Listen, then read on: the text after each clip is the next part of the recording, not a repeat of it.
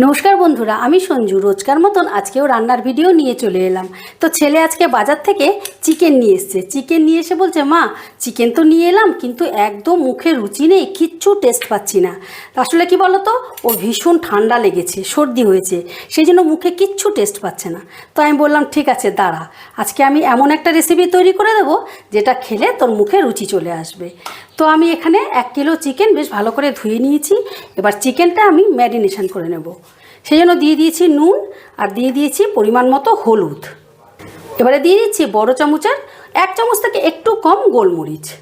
এবারে দিয়ে দিচ্ছি বেশ খানিকটা সর্ষের তেল, আর দিয়ে দিচ্ছি 100 গ্রাম টক দই। আমি এখানে 1 কিলো চিকেনের জন্য 100 গ্রাম টক দই নিয়েছি। তোমরা যেরকম চিকেন নেবে সেই মতো দইটাকেও কম বেশি করে নেবে। এবারে চিকেনটাকে বেশ ভালো করে মেখে নেব। মেখে নিয়ে এটাকে মোটামুটি 1 ঘন্টার জন্য রেস্টে রেখে দিতে হবে। আর আজকের রেসিপি হলো কাঁচা লঙ্কা চিকেন। এই রেসিপিটার মধ্যে মশলার একদম আড়ম্বর নেই, সামান্য মশলা দিয়ে তৈরি করে ফেলা যায়। খেতে যেমন টেস্টি তেমন কিন্তু উপকারী। এবার এটাকে মেখে 1 ঘন্টা রেখে দিচ্ছি।